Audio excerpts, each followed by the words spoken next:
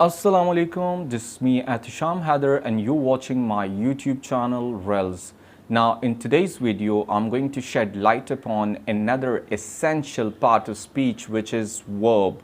And without a verb you can never construct a sentence. So verb has its own importance and significance in terms of sentence structure, and we have to deal with the verb with its comprehensive way to get to fully understand that what verb is and how it is categorized. So let's get to start the video.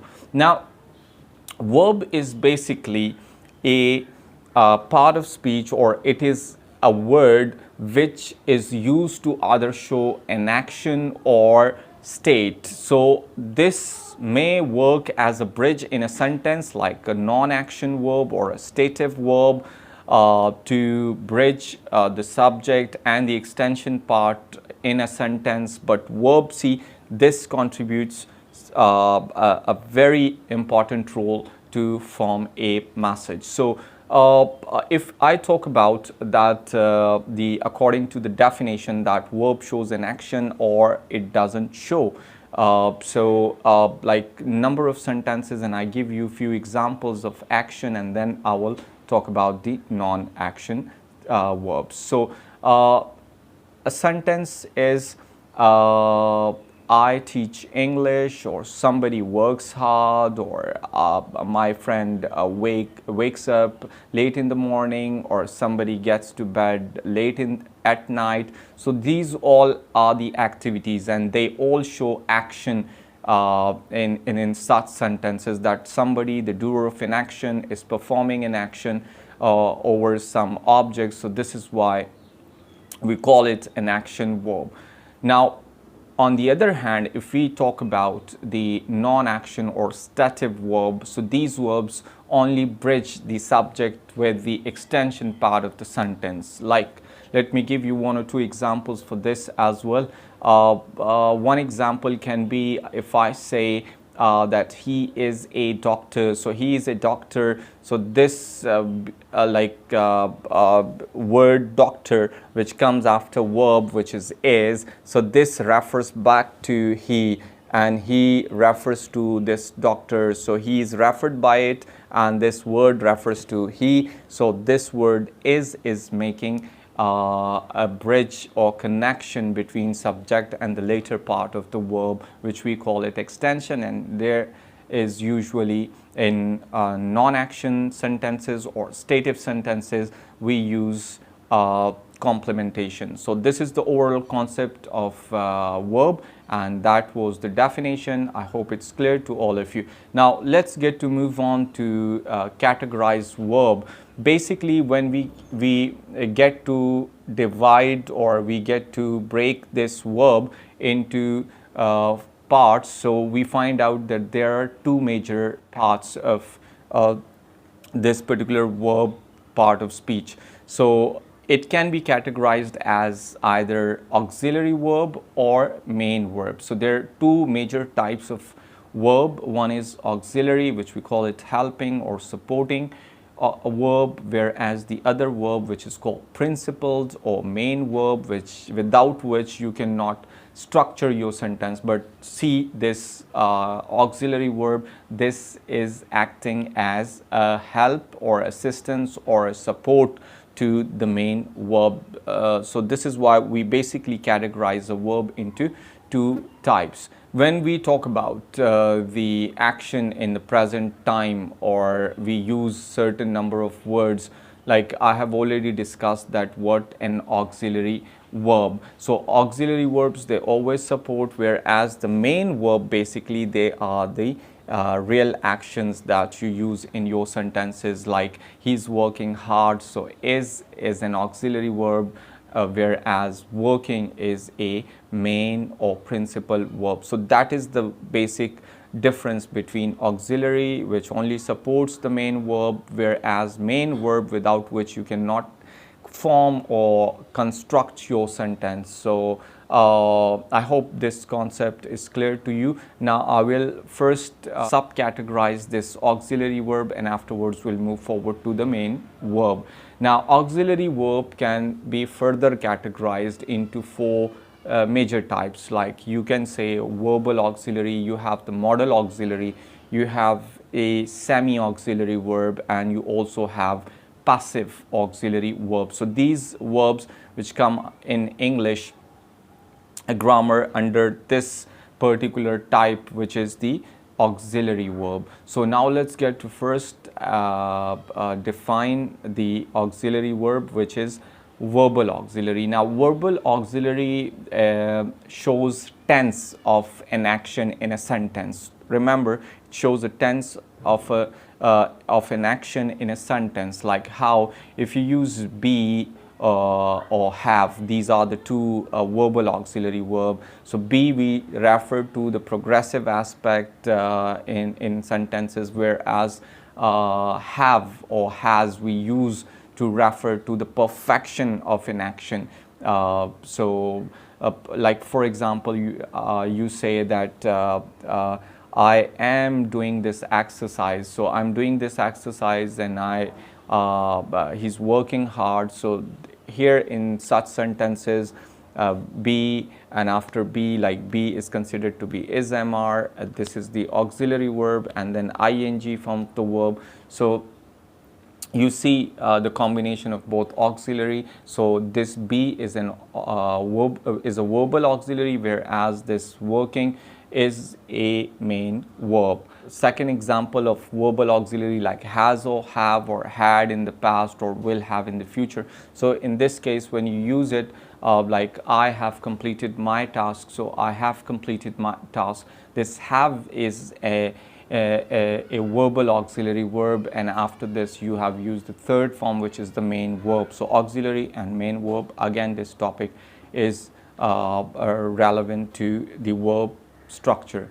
Now if I talk about the modal auxiliary verbs, so modal auxiliary verbs, they refer to disposition of an individual, or they show expressions that people have it, and they show so these modal expressions that we use. So there are 10 modal auxiliary verbs in English, and I would name them: can, could, may, might, will, would, shall, should, and must. We have an ought to. So you see can, could, may, might, will, would, shall, should, and we have must and ought to. So these are the 10 modal auxiliary verbs which we use them, and with all these modal auxiliary verbs we always use the first form of the verb in shape of main verb or principal verb. So modal auxiliary and a main verb in first form, right? Like I can do it, he should do it, and I could do it, and you may do it. So these all sentences, they come or under this particular category, which is modal auxiliary verbs. Now the third category is known as semi-auxiliary verb, which is half a modal and half a verbal. Like it would show tense and expression in a sentence, and these two, tense and the expression, would support actually the main verb. So like I would say a sentence, and it would have like the combination of both. So I say he is able to promote this business. So he is able to promote this business. So be able to, these are the three words which come under this semi-auxiliary verb. It refers to tense, and it also refers to the ability of someone. Like remember that verbal auxiliary be and have, they refer to tense, whereas modal auxiliary, they refer to the expressions. Like can refers to ability, to possibility, like he can come today. So can is adding possibility to verb come, but here semi-auxiliary verb functions both aspects. Like it not only shows the tense, but also it shows the expression. So altogether two of them, like is refers to tense and able to refers to the expression of ability, as can shows. So instead of using can, you can use be able to, and be means is, am, are. And you've got too many other examples of semi-auxiliary verbs, like you have to, you have be likely to, like I'm likely to participate in this particular activity, or you have got be going to, be about to, be supposed to. These all are called or categorized as semi-auxiliary verbs. Now, as auxiliary means helping, so they help you in like half a tense or half an expression. Now, let's get to the last type, and that is passive auxiliary verb. And what is passive auxiliary verb? Well, actually, in such verbs, you refer back to an object, and your central focus in the passive sentences is the object, and subject is either unknown or unimportant. You don't know about the subject, but you know about that something is done over an object. So this is why you call it passive auxiliary verb. Like, and we have got two passive auxiliary verbs. Either we use be or we use get, but get is usually seen in a formal conversation, whereas be is seen in informal or very common or day-to-day conversation. Like, I'll give you 1 or 2 examples of both of these auxiliary, like passive auxiliary verbs, like, but this is on your own choice, and knowing about the context, you may use either be or get. So if I say, like, yesterday I got informed on time, so I got informed on time, like someone informed me, but I was the object, so I put myself at a subject place and I say I got informed yesterday, instead of saying I was informed. So if you say I was informed, so that is be actually, and if you say I got informed, that is more formal as compared to be. So be is also correct, and here instead of saying be, you can use it got in the past, and get in the, like, I don't get intimated by the management on time, so I don't get intimated, so get, or I'm not intimated on time. So either you say with M is MR, like be, or you use get formation. So this is how this passive auxiliary works out. Now let's get to the second type of verb, and that is the main verb. Now main verb can further be categorized, and remember that without a main verb you cannot construct your sentence. So it can further be subcategorized into few types, like you can say the regular or irregular verb, you have transitive or intransitive verb, you have finite and infinite verbs. So these are the various categories of verb. So let's get to first have the definition or the difference between regular and irregular verbs. So regular verb is that verb which ends with ed in the second and third form. Like I give you one example, that if I use a word suggest, so for the word suggest, if you turn it into second form, like in the past tense, or in the third form in the perfect scenarios, so you're going to use it with, so suggest, suggested, suggested, forward, forwarded, forwarded. So this type of formation, like in the second and the third, you only add ed, it is known as regular one. But if you compare that with the irregular, so irregular verbs, they either remain same or they vary, like in the second or third form. Like I would say cut, cut, cut, set, set, set, broadcast, broadcast, broadcast, cast, cast, cast, put, put, put, set, set, set. So all these words come under this irregular category. And you also have like the words which vary in second or third, like drink, drank, drunk, go, went, gone, take, took, taken, and you have too many other examples like blow, blew, blown. These all fall under this irregular category. Now let's get to have another category that we also subcategorize this main verb, and that is transitive or intransitive verbs. Now transitive verbs are the verbs which take object after them, whereas intransitive verbs, they do not take object. Like I'll give you one example that of transitive verb, like the verbs which the example is, if I say I teach English, so I perform this action of teaching over something, and that is English. So I teach English. So teach is a transitive verb, and I say she cooks food. So cook is a transitive verb. He takes courage for this particular job, so he takes courage, so he performs this action, right? So this is why you call it, all these verbs which take objects, you call them transitive. Whereas if you compare that with the intransitive verbs, so those verbs which obviously do not take object after them, like some of the common examples for intransitives are run, go, come, laugh. These all kind of words, they come under this category. Like he runs fast, so he runs fast, so he is not making action on over fast. Like he's not making over, he runs fast, so he runs in this manner basically, and that is adverbial, remember. So it doesn't take object, it may take adverbial, right? In this case we call it intransitive verb. Or he goes to the market, so he's not performing action over market, but it is his direction to go. He's performing an action to some place, so he is in that direction, so that is considered to be an adverbial.